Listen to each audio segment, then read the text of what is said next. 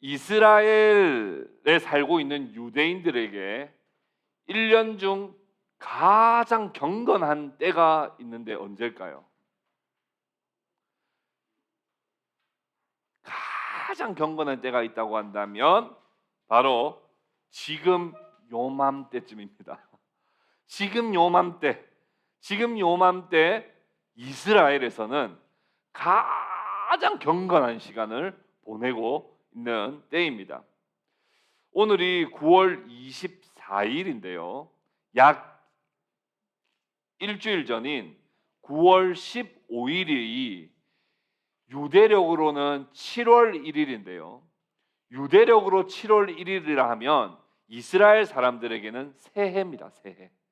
새해가 시작이 됐습니다. 그러니까 지금 우리는 한참 여름 지나고 이제 가을을 맞이하고 있는 때지만 이스라엘 사람들은 지금 새해 명절 기간이라고 그렇게 생각을 하면 됩니다. 새해 첫날을 우리는 나팔절이라고 하는데 이 나팔 저만 비춰주세요. 영상은 저만 비춰주셔도 됩니다. 나팔절이라고 하는데 이 나팔절이라고 하는 날을 로시 하샤나라고 이렇게 부르는데 요거는 새해를 시작할 때 나팔을 빰빠밤 불면서 새해를 시작하는 거예요. 이제 그때 여러분 새해 복 많이 받으세요. 우리도 인사하죠. 새해 복 많이 받으세요. 영어로는 해피 뉴 이어 이러는데 히브리어로는 어떻게 할까요? 히브리어로는 샤나토바 이렇게 하면 샤나토바. 그냥 우리 한번 옆에 분들한테 샤나토바 한번 해볼까요? 자, 샤나토바, 샤나토바 이렇게 나팔절 7월 1일 우리로 치면 9월 한 중순쯤 되는데 지금 얼마 전에 이스라엘 사람들은 서로 샤나토바 하면서 그렇게 새해를 시작했습니다. 그리고 새해 첫날이 이제 나팔절을 보내고 나면 그 다음에는 아사랏 여메이 추바라고 해서 새해 첫날부터 한 열흘 정도 회개하는 기간을 가집니다. 이 기간에는 자신들의 죄악된 습관들을 돌아보고 회개하는 시간이에요. 아니 무슨 새해 첫날부터 회개를 하고 그래? 여러분 우리도요. 오늘 회개했죠. 오늘 회개하셨어요? 오늘 회개 왜 했습니까? 우리 지난 한 주의 삶을 돌아보면서 회개했죠. 근데 주일은 마지막 날이에요? 첫날이에요? 첫날이죠. 첫날에 지난 한 주의 삶을 돌아보면서 회개하고 하나님의 용서를 받고 이번 한 주를 시작하는 거예요. 새해에도 마찬가지입니다. 새해가 됐을 때 지난 한 해의 죄를 돌아보고 10일 동안 회개하고 그렇게 새해를 시작을 하는 거예요. 그때는요. 이 아사란 여메이 추바라고 하는 이때는 이웃과의 관계도요. 싸웠다가도요. 아사란 여메이 추바 때는 그냥 다 악수하고 다 화해합니다. 이때 화해 안 하면 하나님의 엄청난 벌을 받을 거라고 하는 것을 생각하고 있기 때문에 이때는 이웃과의 관계도 화해하고 논쟁 중에 있는 논쟁도 다 그치고요. 빚을 진 게 있거나 빚을 빌려준 거 있으면 청산 갚기도 하고요. 또 그냥 탕감해 주기도 하고요. 제약된 습관들을 막 고치기 위해서 엄청나게 노력하는 기간이 한 10일 정도 됩니다. 아사랏 여메이 추바라고 하는 기간입니다. 그리고 이 7월 10일이 되면 7월에서 열흘간이 지나면 어떤 일이 있냐면 1년 중에 가장 거룩한 날 대속죄일이 7월 10일에 있습니다. 자, 그러면 9월 15일 날 새해가 시작됐잖아요. 우리 양력으로. 자, 그러면 10일이 지나면 며칠이겠어요? 9월 24일입니다. 지금 이스라엘에서는 대속죄일 기간입니다. 가장 경건하게 보내는 그런 기간이에요. 여러분 대속죄일은 레위기 16장에 보면 아론이 두 염소를 가져옵니다. 그리고 제비를 뽑아요. 그리고 하나에게는 뽑힌 제비에게는 아사셀을 위한 염소라 해서 이 대제사장이 모든 백성들 1년 동안 지은 죄들을 모든 백성들의 죄를 대제사장이 그 염소한테 다 안수를 합니다. 그리고는 어떻게 해요? 사막으로 데리고 나가요. 다시는 스스로 돌아올 수 없는 곳까지 내보내서 거기서 말라 죽든 어떻게 하든 버리고 돌아옵니다. 무슨 말이에요? 우리에게 있었던 죄가 떠나가서 다시는 돌아오지 못하도록 하는 그런 의식이 이 아사셀을 위한 염소였고, 한 마리의 염소는 속죄 제물로 드리는, 그게 바로 대속죄일이에요. 그런데 현대에도 이렇게 할까요? 현대 유대인들이 그렇게 할까요? 제가 최근에 봤더니 현대 유대인들은요, 이렇게 아사셀을 위한 염소 대신에 각 개인이 닭을 가지고 와가지고 대속죄일 날 자신의 닭을 바치는데, 남자는 수탉, 여자는 암탉을 갖다 바칩니다. 그래서 랍비에게 닭값을 주면 랍비가 그 닭을 줘요. 아주 막 편히 다 바꿔서 성경의 내용을 다 바꾸고 자기 전통대로 그냥 편의대로 다 바꿨는데, 그 가져오면 닭을 딱 가면요, 이 닭을 가지고 그 속죄자의 랍비가 머리 위에다가 이게 세 바퀴를 닭을 이렇게 돌립니다. 그러면 그 세 바퀴 돌아갈 때 속죄자는 이것은 나의 대체물이며 이건 나의 속죄물이다. 이 닭이 죽음으로 나는 오래 살고 평화를 누릴 것이다. 이렇게 말하면 세 바퀴가 다 돌아가요. 그리고 세 바퀴를 다 돌아가면 딱 끝나자마자 랍비가 그 닭을 탁 죽여버립니다. 그럼 이 닭은 어떻게 할까요? 가난한 사람들한테 나눠줍니다. 가난한 사람들한테 나눠줍니다. 근데 또 재밌는 풍경이 있어요. 이 대속죄일쯤 되면 이 의식을 진행하는 곳마다 옆에서 피켓을 들고 시위하는 사람들이 있습니다. 어떤 사람들일까요? 동물 보호주의자들이에요. 동물이 무슨 죄가 있냐? 그래서 저기 지금 피켓 들고 시위하는 거 보이죠? 예. 동물이 무슨 죄가 있냐? 네가 지은 죄는 네가 치러라. 왜 동물한테 그러냐? 그러면서 이건 학대다. 그러면서 이 동물 보호주의자들이 막 피켓을 두고 있는 장면이 오늘 요맘때쯤 이스라엘에서는 막 이제 벌어지고 있는, 나는 공교롭게도 지금 딱 이 시기가 맞아서 제가 이런 내용들을 가지고 왔습니다. 그런 속죄가 이제 끝나면 사람들은 회당에 오후에 모여서 맹세 기도라고 하는 것을 합니다. 우리의 죄를 용서해 주셔서 감사합니다. 이제 가장 정결한 모습으로 맹세 기도하는 거예요. 하나님, 올해 제가 중요한 시험을 칩니다. 이 시험에 합격하게 해주시면 세 달치 월급을 하나님께 드리겠습니다. 뭐 이런 맹세를 막 하기 시작합니다. 가장 정결한 모습으로, 하나님, 이번에 제게 진급을 시켜드리면 제가 새벽기도 맨날 나오겠습니다. 뭐 이런 맹세를 막 하나님 앞에서 이 유대인들이 하게 됩니다. 그러면서 하나님 앞에 가장 정결한 모습으로 하나님의 복을 간절히 간구하고 있습니다. 이렇게 해서 7월 10일이 끝나면 중요한 이런 새해에 맞이하는 이 7월 절기가 다 끝났냐? 아닙니다. 또 중요한 절기가 남아 있어요. 5일 동안 초막절을 준비했다가 7월 15일이 되면 초막절을 시작합니다. 7월 15일부터 7월 23일까지 8일 동안 또 초막절. 그러니까 거의 유대인들은 이 새해 한 달을 거의 쉬는 거예요. 그 직장 안 나가고 거의 한 달은 거의 하나님 앞에 가장 경건한 모습으로 그렇게 살아갑니다. 여러분, 초막절에는요 여러 가지 의미가 있습니다. 첫 번째는 그 전에 한 4개월 정도 수확했던 모든 수확 그 소출을 거두고 그 중에 가장 좋은 것을 초막절에 성전에 가져가서 하나님 앞에 바칩니다. 이 수확을 거둘 수 있게 해주신 분은 하나님이십니다. 그러면서 가장 중요한 걸 가지고 하나님 앞에 가서 바치는, 이게 초막절의 첫 번째 의미입니다. 두 번째 초막절의 의미는 이스라엘 백성들을 애굽에서부터 구원하셔서 그 구원의 기쁨을 가지고 광야를 사는데, 광야에서 초막을 짓고 살았잖아요. 그래서 그곳에서 하나님이 구원해 주신 그 구원을 우리 백성들은 잊지 않겠다고 하는 하나님의 그 구원을 노래하며 일주일 동안 자기들도 초막을 지어놓고 초막에 삽니다. 그런데 현대 사람들이 길거리에서 초막을 잘 짓고 안 살죠. 그러니까 여기에 보면 여기 그 베란다에다가 초막을 지어놓고 약간 응용하는 거예요.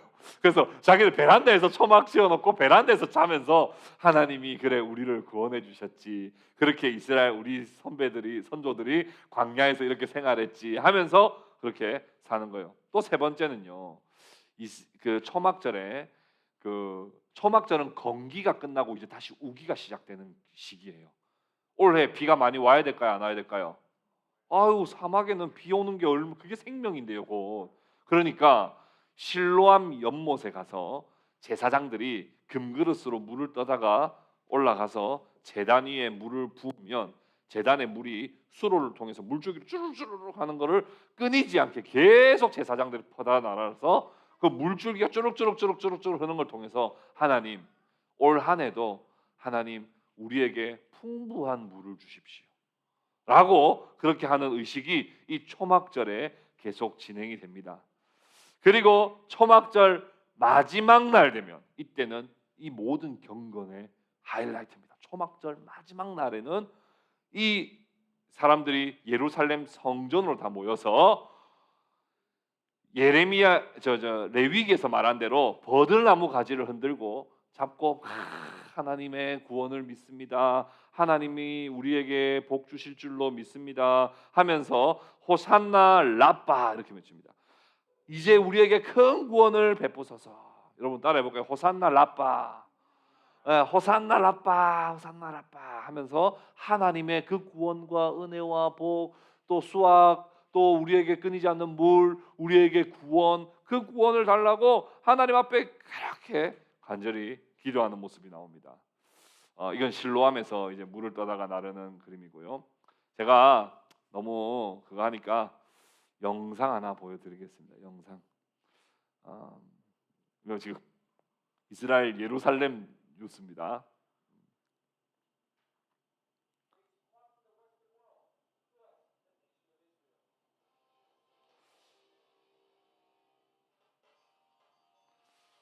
지금 현대에도 이 초막절에 특별히 초막절 마지막 날에 그 모든 의식을 다 마치고 다 같이 모여서 하나님의 복을 간절히 구하고 있는 모습입니다.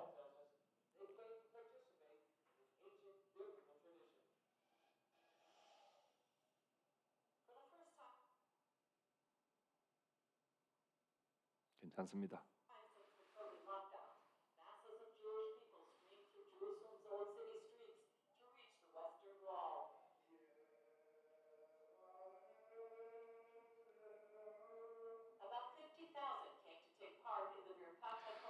지금도 그들은 메시아가, 그들의 지도자 중에 메시아가 나올 것이라고 믿습니다. 그래서 초막절 이 마지막 날에 함께 모여서 대제사장으로부터 축도를 받으려고, 그래서 하나님의 은혜와 구원과 복을 받기를 원하고 있는 겁니다.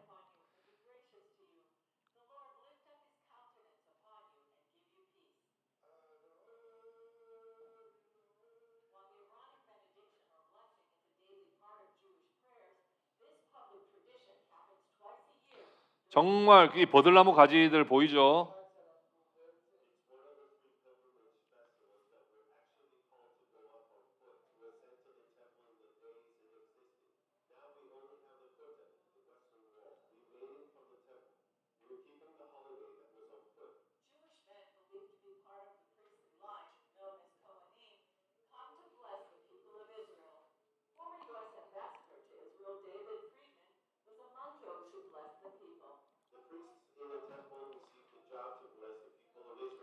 이 대제사장으로부터 축복을 받기 위해 다 모인 거예요. 그들은 복에 대한 간절한 열망과 갈망이 있습니다.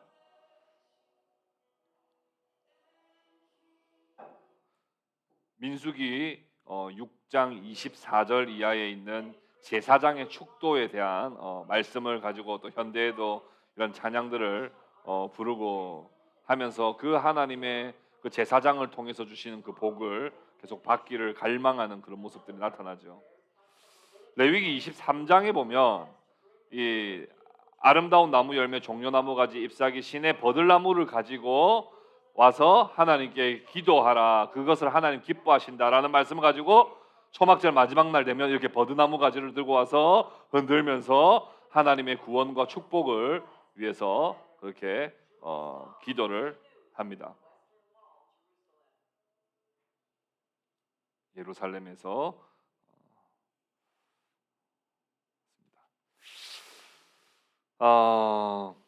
왜 오늘 이걸 처음부터 여러분들에게 보여드렸냐면 이게 중요합니다. 오늘 말씀을 이해하는데 너무나 중요한 부분이기 때문에 그래요. 왜냐하면 본문으로 한번 들어가 봅시다. 7장 1절에 이렇게 기록되고 있어요. 그 후에 7장 1절이 아니고 7장 37절에 보면 이렇게 이야기합니다. 명절 끝날 곧 큰 날에 이렇게 되어 있습니다. 이 날이 어느 날쯤인지 이제 좀 느낌이 오시죠? 지금 이 오늘 영상을 통해서 또 PPT를 통해서 지금 나팔절을 보내고 그리고 이 아싸란 여메이 추바라고 하는 이 열흘 기간을 보내고 대속죄일을 보내고 초막절을 준비하고 초막절에도 하나님 앞에 수확한 것도 가져와서 바치기도 하고 실로암 물에 가서 물을 떠서 흐르기도 하고 또 초막을 짓고 또 그렇게 광야의 생활을 기억하며 기도하기도 하고 또 하나님 앞에 온전히 그 마지막 날 이 버들나무 가지를 들고 와가지고 막 흔드는 그 마지막 가장 경건한 그 한 달의 마지막 클라이막스라고 할 수 있는 그날을 명절 끝날이라고 하기도 하고 큰 날이라고 하기도 한다. 큰 날이라고 하기도 한다. 이날에 예수님께서 갑자기 올라가시더니 큰 소리로 외치셨습니다. 뭐라고 외치셨습니까? 누구든지 목마르거든 내게로 와서 마시라. 이렇게 말씀하셨어요. 누구든지 목마르거든 내게로 와서 마시라. 지금 이 날은 누구나 목말라 하고 있는 날입니다. 누구나 간절히 하나님의 은혜를 구하고 있는 날이고 1년 중 가장 하나님의 은혜를 간절히 갈망하고 있는 그때에 예수님께서 크게 외치시기를 너희 목마른 자들아 내게로 와서 마시라 라고 말씀을 하시는 거예요. 예수님은 그곳에 모인 사람들을 향하여 뭐라고 말씀하셨다고요? 너희 목마른 자들아, 너희 모든 목마른 자들아. 그럼 목마름이라고 하는 것은 결핍을 의미합니다. 결핍. 모든 인간들은 결핍을 채우기 위해 목마름을 채우기 위해 애를 쓰는데 이것을 욕망, 욕구라고 합니다. 인간들은 누구나 욕망과 욕구가 있어요. 그 욕망과 욕구는 뭘까요? 그건 인간이 가지고 있는 그 결핍을 말을 합니다. 결핍. 웨스트민스터 신앙고백서 2장 2항에 보면 이렇게 말합니다. 하나님은 자신 안에 모든 생명과 영광과 선함과 복을 가지고 계신다. 그러므로 이 모든 것들이 그분으로부터 나온다. 이렇게 말했어요. 야고보서 1장 17절에 이렇게 말씀합니다. 온갖 좋은 은사와 온전한 선물이 다 위로부터 빛들의 아버지께로부터 내려오나니. 그러니 인간이 만족할 만한, 인간이 나 흡족해, 나 만족해, 나 다 채워졌어 라고 할 만한 생명과 영광과 선과 복이 하나님께로부터 온다고요. 사람들은 누구나 다 욕구가 있습니다. 여러분 욕구가 있으시죠? 욕망이 있습니다. 그런데 그 욕구와 욕망이 있다는 것은 사실 하나님을 찾고 있다는 뜻입니다. 전도서 3장 11절에 사람들에게 영원을 사모하는 마음을 하나님이 주셨느니라. 그러나 하나님이 하시는 일의 시종을 사람으로 측량할 수 없게 하셨도다. 무슨 말이에요? 사람들은 누구나 하나님을 찾도록 하셨어요. 하나님 영혼을 향한 갈망이 있어요. 그런데 하나님이 누군지를 몰라요. 그러니까 다양한 형태로 욕구가 올라오고 욕망을 다양한 형태로 실현해 보려고 인간들은 각각 다양한 형태로 여기에 하나님 있을 거야, 여기에 하나님 있을 거야, 여기에 하나님 있을 거야, 여기에 만족이 있을 거야 한다는 거예요.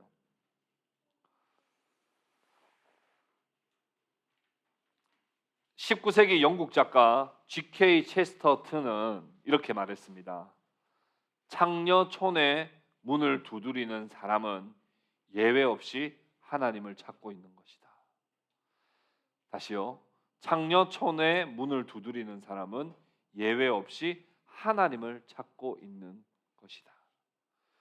그가 성적 욕망을 풀려고 성적 욕망을 채우기 위해서 창녀촌을 방문하지만 사실은 영적으로 보면 그는 만족을 향해서, 채워짐을 향해서, 하나님을 향해서 찾고 있는. 근데 하나님이 누군지 모르니까 창녀촌에서 하나님을 찾고 있는 거예요.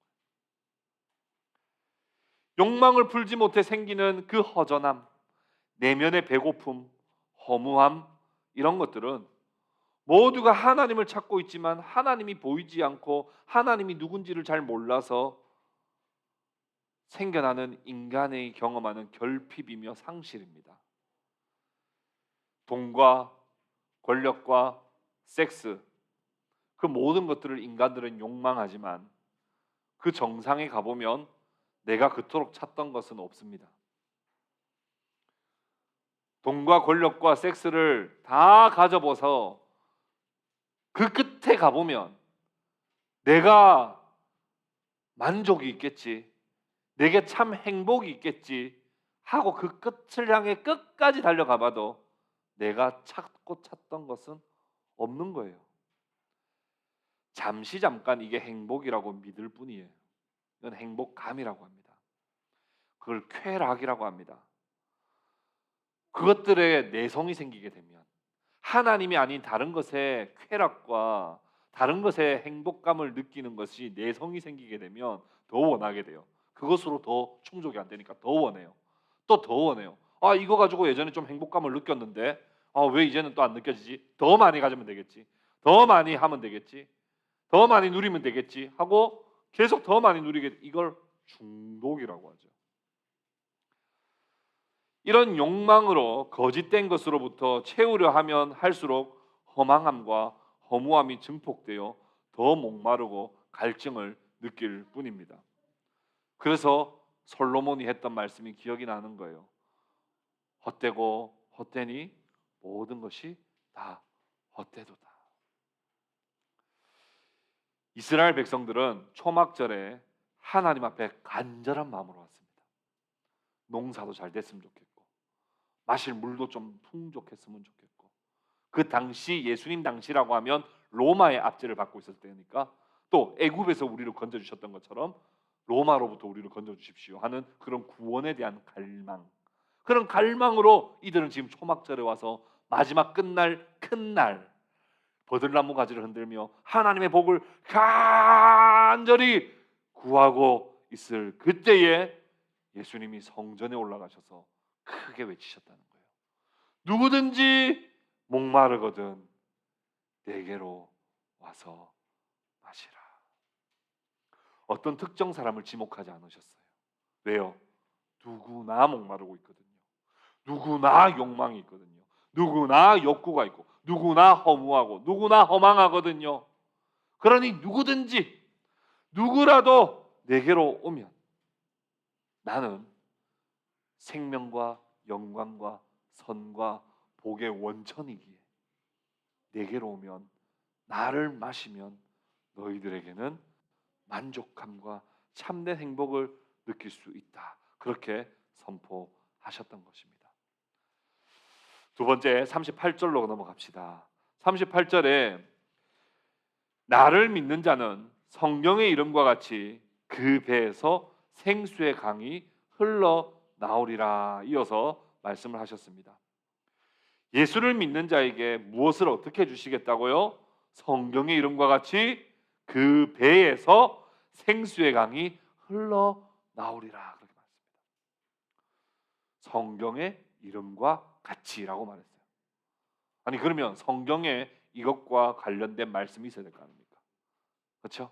성경에 예언된 말씀이 많이 있습니다. 제가 천천히 한번 읽어드릴게요. 잘 들어보십시오. 이사야 12장 3절에 그러므로 너희가 기쁨으로 구원의 우물들에서 물을 기르리로다. 이사야 선지자를 통해서 예수님을 너희가 메시아를 만나면 너희가 기쁨으로 구원의 우물에서 물을 기를 것이다. 그렇게 말했습니다. 이사야 35장 6절에는 이렇게 말합니다. 그때에 저는 자는 사슴같이 뛸 것이며 메시아가 오시면 저는 자는 사슴같이 뛸 것이며 말 못하는 자의 혀는 노래하리니 이는 광야에서 물이 솟겠고 사막에서 시내가 흐를 것입니다. 이것이 바로 예수 그리스도를 통하여 너희들이 얻을 생명에 대해서 말할 때 물이 솟아오르고 시내가 흐를 것이다. 이렇게 말씀하세요. 이사야 43장 20절에 이렇게 말했어요. 장차 들짐승 곧 승냥이와 타조도 나를 존경할 것은 내가 광야의 물을 사막의 강들을 내어 내 백성 내가 택한 자에게 마시게 할 것임이라. 이렇게 메시아가 오실 때 이런 일들이 일어날 것이라고 말씀하셨어요. 이사야 55장 1절 여러분 잘 아는 말씀이죠. 오라 너희 모든 목마른 자들아 물로 나오라 돈 없는 자도 오라 너희는 와서 사 먹되 돈 없이 값없이 와서 포도주와 젖을 사라. 그렇게 이사야 55장에서 예언했습니다. 이사야 58장에서 다 이사야. 오늘 주일학교에서 이사야 말씀 배웠는데 우리 어린이들이 목사님 왜 계속 이사야 해요 이러더라고. 이사야. 그래서 선생님들 이사야가 그만큼 중요하니까 그런 거야. 진짜 이사야가 중요하죠. 이사야가 메시아에 대해서 얼마나 많이 예언. 이사야 58장 11절에 이렇게 여호와가 너를 항상 인도하여 메마른 곳에서도 내 영혼을 만족하게 하며 내 뼈를 견고하게 하리니 너는 물된 동산 같겠고 물이 끊어지지 아니하는 샘 같을 것이라. 이렇게 메시아에 대해서 말씀하셨습니다. 이사야 58장.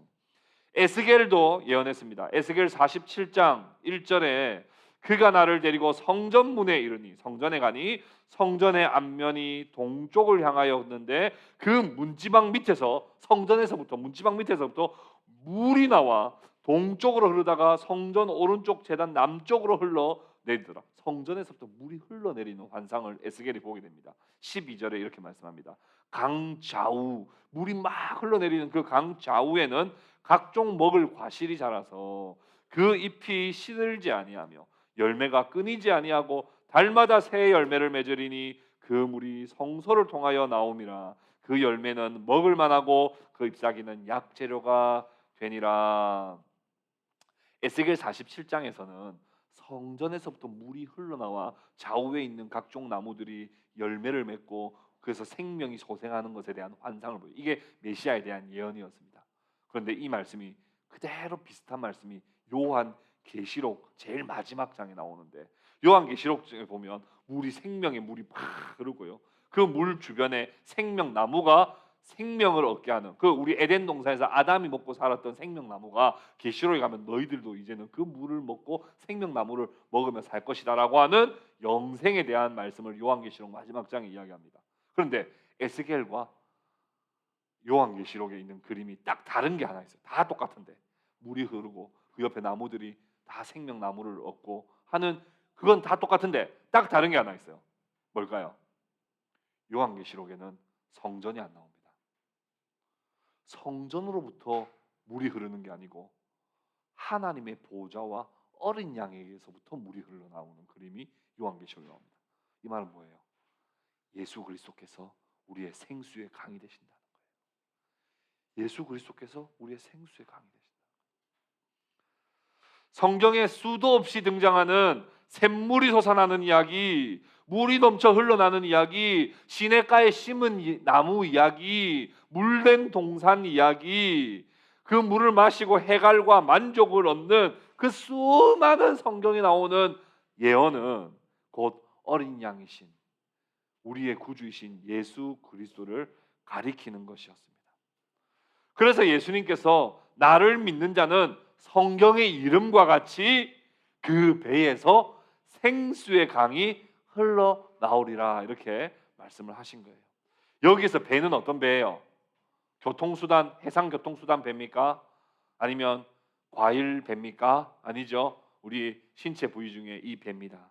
배에서부터 생수의 강이 흘러나온다 이랬어요. 이 배는 도대체 뭘 말하냐? 어떤 신학자들은 자궁을 말한다 이렇게 말하는 사람도 있어요. 근데 그걸 꼭 자궁이라고 볼 수도 있고, 왜냐하면 자궁은 생명의 근원이잖아요. 그래서 생명, 우리 인간의 가장 깊은 곳, 존재의 가장 깊은 곳에서부터 생명의 물이 흘러나와 온 몸을 적셔 우리의 가운데 참된 만족과 행복을 줄 분이 누구시다? 바로 예수 그리스도시다 라고 예수님께서 초막절 끝날 큰 날에 그렇게 선포하셨다는 거예요. 예수님은 새 시대가 열렸다고 말씀하십니다.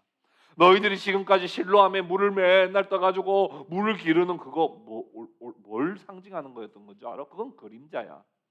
이건 내가 와서 너희들에게 참 만족을 줄 거라는 걸 말하는, 너희들 지금 7일 동안 열심히 물 길렀지, 그거 다 내가 생수의 강이 되겠다고 하는 말을 너희들 지금 그거 하고 있는 거야. 너희들 버들나무 가지를 흔들면서 주여 호산나 라빠 우리를 구원하소서. 너희들 진짜 구원하는 자가 누군지 알아? 그게 나야. 너희들이 지금 하고 있는 건 잘못된 건 아니야. 근데 그건 그림자야. 너희들이 그림자를 봤다면 실체도 볼 수 있어야지. 실체는 바로 나 예수 그리스도다 라고 하는 것을 예수님이 말씀해 주시는 거예요. 자, 우리 마지막으로 39절로 넘어갑시다. 믿는 자들이 받을 성령입니다. 예수님은 새 시대를 선포하셨습니다. 초막절에 간절한 마음으로 다양한 의식들을 정성으로 한다고 너희들이 진짜 잘 먹고 잘 살 수 있을 것 같아? 그렇지 않아. 새 시대가 열렸어. 나를 믿어봐. 이렇게 말씀하셨죠. 근데 이렇게 말씀하시는 거예요. 나를 믿어봐. 나를 믿으면 진짜 너희들 잘 먹고 잘 살 수 있어. 나 믿어봐. 돈 잘 벌걸? 나 믿어봐. 너희들 취업할걸? 나 믿어봐. 너희들 출세할걸? 나 믿어봐. 농산물이 30배, 60배, 100배 열릴걸? 나 믿어봐. 너희들 투자하는 것마다 다 잘 될걸? 이 이야기 말씀하고 계시는 거죠. 아니잖아요.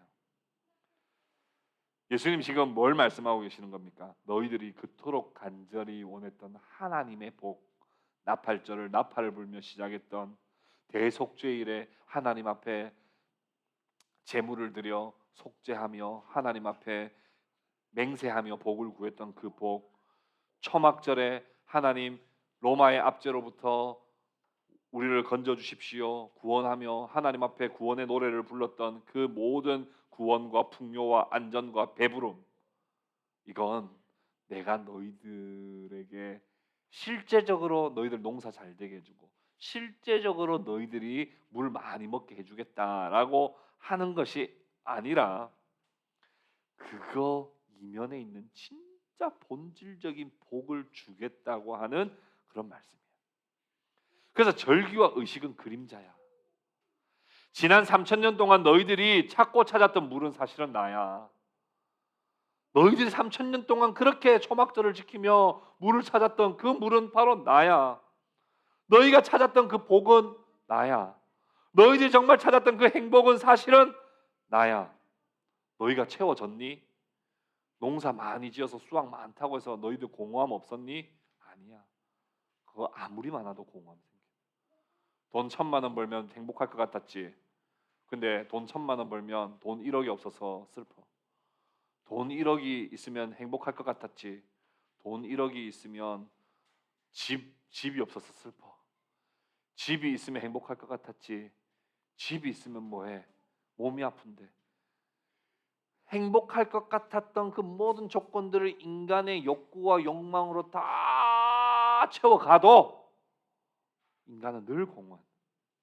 근데 너희들에게 마치 밑 빠진 독에 물 붓는 것처럼 채워지는 그 욕망이 아니라 딱 가두어져서 너희들에게 참 만족을 줄 그 너희들이 3000년 동안 지켰던 그 모든 절기의 핵심은 바로 나야. 이렇게 말씀을 하셨습니다. 그런데 예수님께서 더 나아가 이렇게 말씀하셨어요. 배에서 생수의 강이 흘러 넘치는 것은 곧 믿는 자들이 받을 성령이라고 이렇게 말씀하셨어요.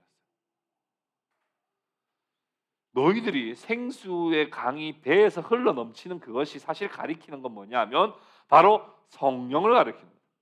여러분, 물과 성령은 깊은 관련이 있습니다. 여러분, 물은 두 가지의 역할을 합니다. 하나는 정결하게 하는 역할을 하고 씻는 역할을 하고, 하나는 우리의 목마름을 해갈시켜주는 역할을 합니다. 하나님의 그 심판과 하나님의 진노를 받아 마땅한 그 죄로부터 우리를 깨끗하게 씻어줄 수 있도록 하기 위하여 그 초막절에 그 물을 갖다 떠다 퍼날랐어요. 또 우리의 타는 목마름, 우리에게 풍족한 생명을 주시기를 간절히 바라는 마음으로 물을 퍼다 날랐어요. 그런데 예수님께서 너희들에게 뭘 주시겠다? 성령을 주시겠다. 성령이 바로 그 역할을 하시는 거예요. 우리를 정결하게 해주시는 그리스도의 보혈의 피를 믿게 되는 건 성령의 역사밖에 없습니다. 여러분, 우리 찬호가 아까 진짜 너무 재밌는 이야기를 하나 했어요. 설교 시간에 오늘 예수님께서 우리를 위해서 고난 받으신 이야기를 했는데, 예수님이 찬호가 뭐라고 질문했는지 아세요? 찬호가 이렇게 질문하는 거예요. 저거 실제 이야기예요? 이렇게. 야, 그러고 보니 우리 찬호가 동행교회 와가지고 지금까지 구약만 죽으라 공부했어. 지금 킹덤 스토리가 구약, 아직까지 예수님을 배운 적이 없어. 그래서 예수님의 예언에 대해서 배웠는데 구약을 계속 가서 지금 이제 예레미야까지 가다 보니까 이제 곧 한 몇 주 안에 이제 신약 들어갑니다. 구약만 계속 보니까 여러분도 지금 공동체 성경 읽기 지금 계속 선지서만 읽고 있잖아요. 우리 김은영 성도님도 이제 곧 신약이 옵니다. 신약을 기다리고 계시던데. 실제 이야기예요. 제가 당연히 실제 이야기지. 실제로 예수님께서 우리의 죄를 위해서 십자가에 죽어 주셨단다. 근데 여러분, 그게 역사적 사실이라더라도 그분이 나의 구원이라고 하는 것을 믿는 데는 성령의 역사만이 필요합니다. 역사적 예수로 그냥 믿는 것은 우리에게 아무런 구원을 주지 못합니다. 실제로 내 죄를 대신하여 그리스도께서 죽으셨다고 하는, 나를 대속하셨다라고 하는 그것을 믿는 것은 오직 성령의 역사라는 거예요. 그래서 그걸 믿으면 참 행복을 얻게 되죠. 그런데 그걸 믿는 데는 받아야 될 반드시 선물이 있습니다. 그게 뭐예요? 성령이에요.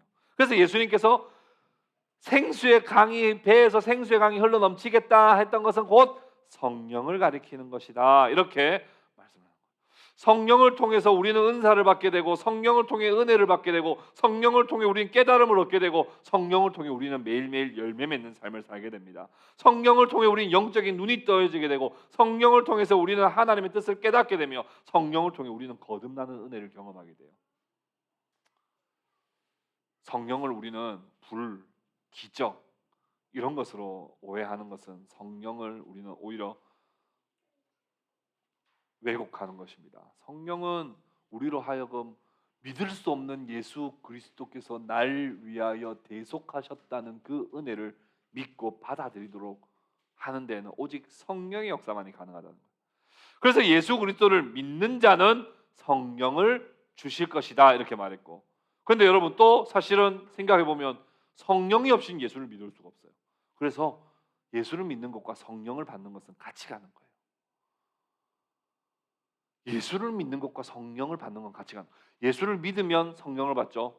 그런데 성령을 받지도 않았는데 내가 감히 내 지성과 내 감성으로 예수를 믿을 수 있습니까? 없어요. 그래서 예수를 믿는 것과 성령을 받는 것은 동시다발적으로 이루어지는 거예요. 가이사랴 빌립보라고 하는 곳에서 예수님께서 너희들은 나를 누구라 하느냐, 예수님이 제자들에게 물으셨을 때 베드로가 이렇게 고백했죠. 주는 그리스도시요 살아계신 하나님의 아들이십니다, 이렇게 고백했을 때 예수님이 바요나 시몬아 내가 복이 있도다. 왜요? 예수를 믿으면 당연히 복이 있거든요. 예수를 믿어야 복이 있거든요. 그래서 바요나 시몬아 내가 복이 있다 그랬어요. 근데 한마디 더 말씀하셨죠. 이것을 알게 하신 분은 성령 하나님이시다. 네가 성령을 예수를 믿게 해. 성령이 예수를 믿게 해주시지 않으면 넌 예수를 믿을 수 없어. 그래서 성령을 받았어. 그래서 예수를 믿었어. 그래서 예수를 고백했어. 그러니까 너에게 복이 있도다. 이렇게 하는 이 복의 원리에 대해서 이 가이사랴 빌립보에 대해서 잘 말씀하고 있는 거죠. 따라서 그리스도를 믿으면 성령을 선물로 받게 될 것이요, 성령을 선물로 받으면 예수 그리스도를 믿게 되며 하나님의 놀라운 지혜와 경륜을 보고 깨닫는 은혜가 있게 되는 것입니다. 초막절에 그 많은 사람들이 목마름으로 하나님의 복과 구원을 간절히 구할 때 예수님은 크게 선포하셨습니다. 나를 통해서만이 너희가 생명과 영광과 선과 복을 받을 수 있다.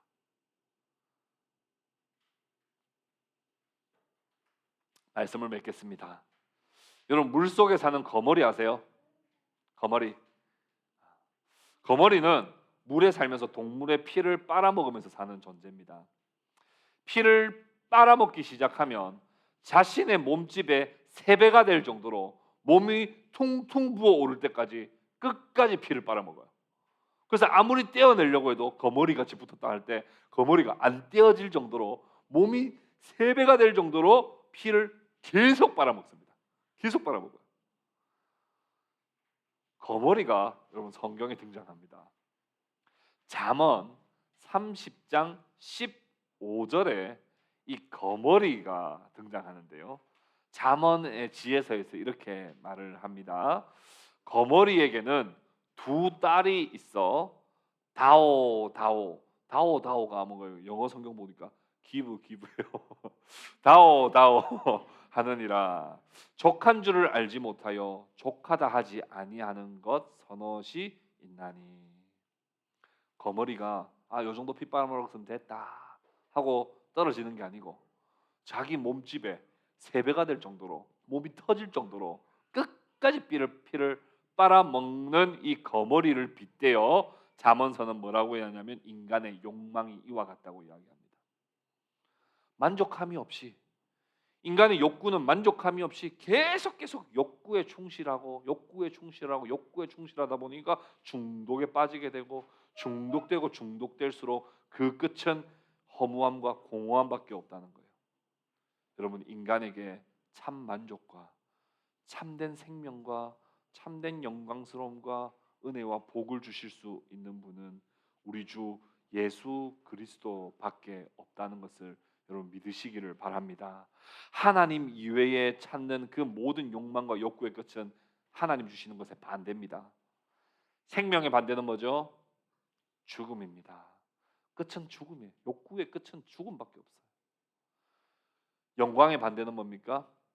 수치입니다. 인간은 결국에는 다 수치스러운 존재가 되게 돼 있어요. 인간이 자기 수치스럽지 않으려고 명품으로 치장한다고 해도 나중에는 다 결국에는 수치밖에 남지 않게 됩니다. 또 선의 반대는 뭐예요? 악입니다. 인간이 다 추구하는 것은 결국은 다 악한 것들로 가게 되어 있어요. 복의 반대는 뭐예요? 저주입니다. 결국 저주를 받게 되는 겁니다. 우리의 생명과 영광과 선함과 복은 오직 하나님께로부터 나옵니다. 초막절에 누구든지 목마르거든 누구라도 상관없으니 목마른 자들은 내게로 와서 마시라. 나를 믿는 자는 그 배에서 생수의 강이 흘러나오리라. 그것은 믿는 자들에게 성령을 주시겠다고 하는 말씀입니다. 주 예수 그리스도를 갈망하시고 주 예수 그리스도께서 주시는 은혜를 다 받아 누리시기를 바랍니다. 시편 42편 1절에 이렇게 말씀합니다. 사슴이 시냇물을 찾기에 갈급함같이 내 영혼이 주를 찾기에 갈급하나이다. 우리에게 있는 그 갈급함과 그 갈망으로 주님을 찾으십시오. 그러면 주님께서 여러분들에게 성령을 선물로 주실 줄 믿습니다. 생명을 주시는 성령의 교통하시는 은혜가 저와 여러분 가운데 충만할 수 있기를 주님의 이름으로 축복합니다. 우리 함께 말씀을 기억하며 우리 함께 기도하도록 하겠습니다.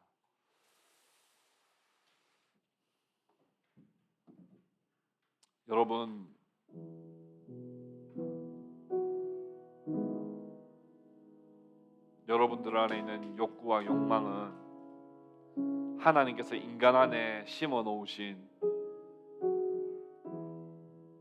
영혼을 향한 사모함입니다. 근데 하나님을 모르는 사람들은 창녀촌에서도 하나님을 찾고 마약을 하면서 하나님을 찾고 다양한 문화, 다양한 소유를 통해서 그곳에 가면 내게 만족이 있을 거야, 그곳에 가면 나에게 채워짐이 있을 거야 생각하며 살아갑니다. 우리도 그러지 않습니까? 우리도 하나님을 믿는다고 말하면서, 우리도 주님을 믿는다고 말하면서 여전히 어딘가에 무엇인가에 중독되어 우리의 욕망과 욕구를 찾아 헐떡이며 우리가 그렇게 살아가고 있지 않습니까? 우리에게 진정한 빠져나가지 않고 꽉꽉 채워지도록 우리에게 주시는 참된 만족은 오직 예수 그리스도를 통해서만 우리가 얻을 수 있습니다. 주님, 내가 그 주님을 더 갈망하기를 원합니다. 내가 나에게 진짜 생명을 주지 못하는, 진짜 만족을 주지 못하는 것을 향하여 내가 목마르고 갈망하기보다 나에게 참된 행복과 참된 만족을 주시는 오직 예수 그리스도께 내가 더 갈망하기를 원합니다. 목마른 사슴이 신의 문을 찾기에 갈급함과 같이 내 영혼이 주님을 더 간절히 찾고 주님을 더 간절히 만나기를 원하고 주님을 더 간절히 누리기를 원하는 그런 하나님의 마음을 우리에게 주시옵소서. 이런 기도 제목 가지고 우리 함께 합심해서 함께 기도했으면 좋겠습니다. 함께 기도 드리도록 하겠습니다.